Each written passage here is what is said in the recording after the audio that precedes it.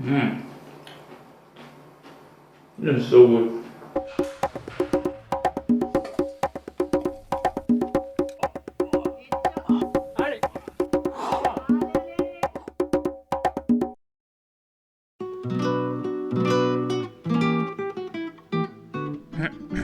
Okay, so let's do this. Hi everyone, welcome back to Vegan Rock Climbing. Today I've got another high class, high carb, low fat vegan recipe tutorial for you.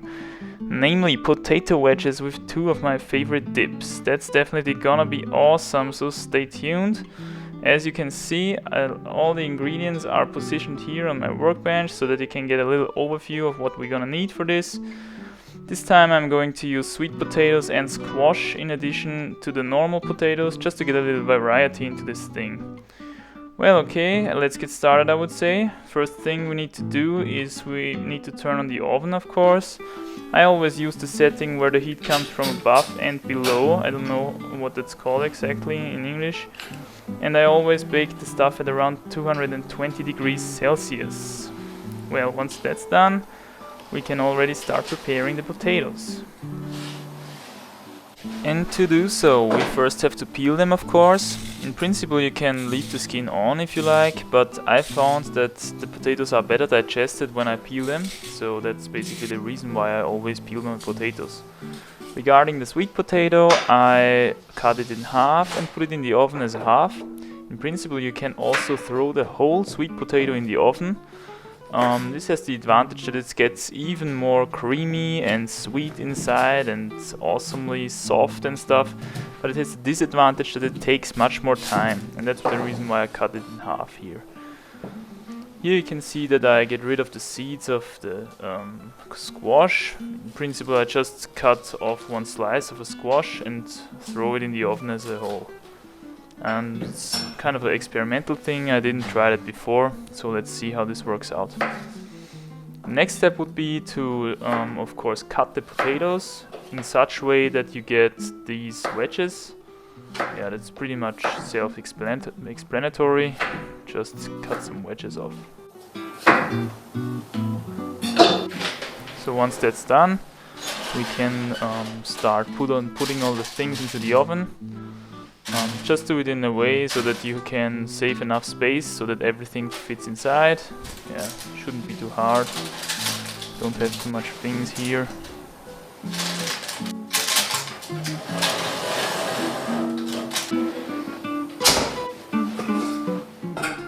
Okay, and then we also can already start with our first dip, the green one. I just start by putting in the peas. And as you can see here, you can see all the ingredients. I use cauliflower, broccoli, peas, and some tofu, and of course some garlic. That's optional. If you don't like the garlic, then you can leave it out. I try to chop everything as small as possible because later in the process we have to put everything into the blender, and the blender has an easier time to suck everything in when things are already chopped quite small. That's why I try to chop them small. Yeah, just chop everything, add it into the pot, and then start boiling the stuff.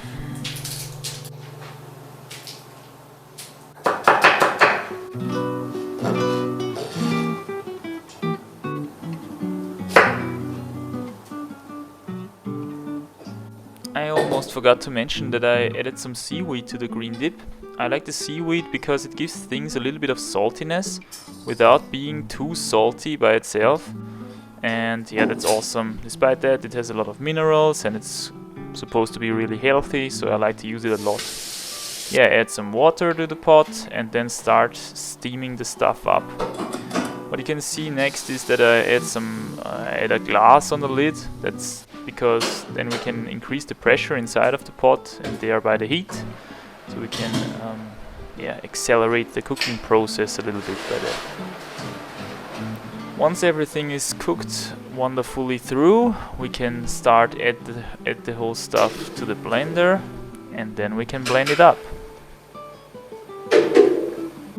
I still had some leftovers of silk tofu at home. I don't know actually how that's called in English. In German it's Seiden tofu. And that's a quite soft form of tofu, and I throw that in the blender as well, just to give the final dip a little bit more creaminess, you know. Alright, so we can start blending this thing up. What you're gonna need for this is this rod here, because the blender will have a hard time sucking everything in. And that's why I have to push it in with this rod.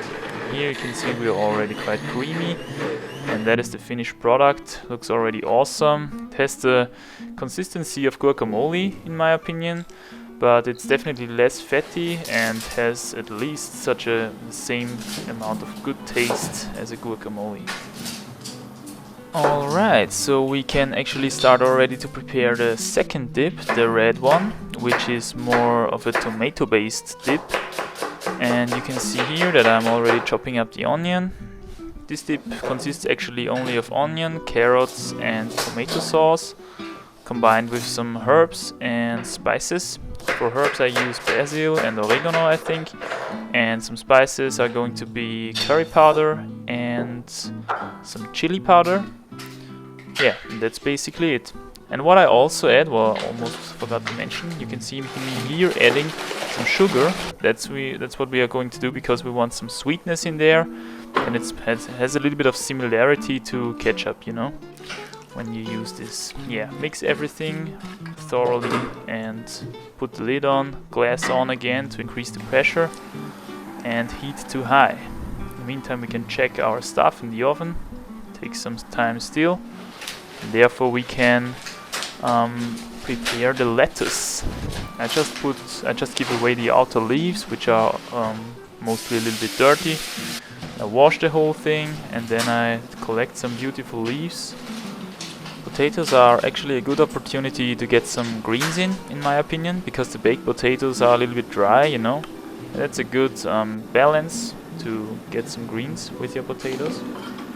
So let's check in the oven if there is already the stuff cooked, but you can do so by using a fork, just piercing the stuff, and if it goes in easy then you know it's ready. But here we have still some time left.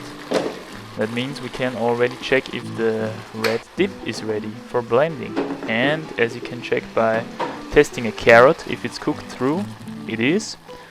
So I smash all the red stuff in. That's pretty easy with this one.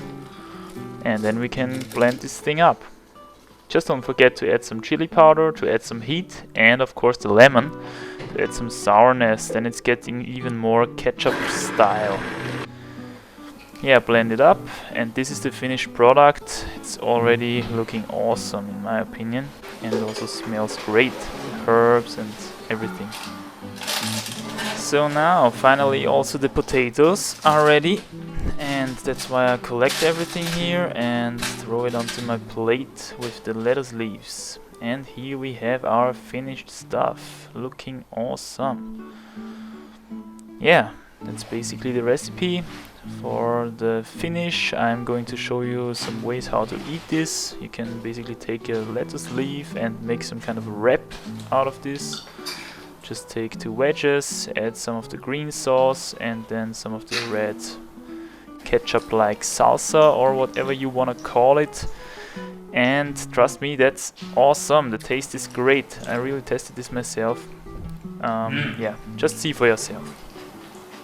Of course, you can also just simply take a potato wedge and dip it into your sauce like this. And you can take one of these sweet potato halves and yeah, take basically some dip and eat it. It tastes awesome. I also tried the squash, but that one was kinda suboptimal, I would say. I think if you want to bake a squash in the oven, then you should go with a Hokkaido. These ones work out better in my opinion. This is definitely one of the best things I've ever made. Try this out.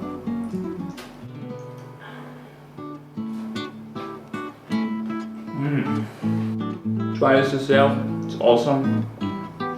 If you like the video, thumbs up, and see you guys next time. Thanks for watching.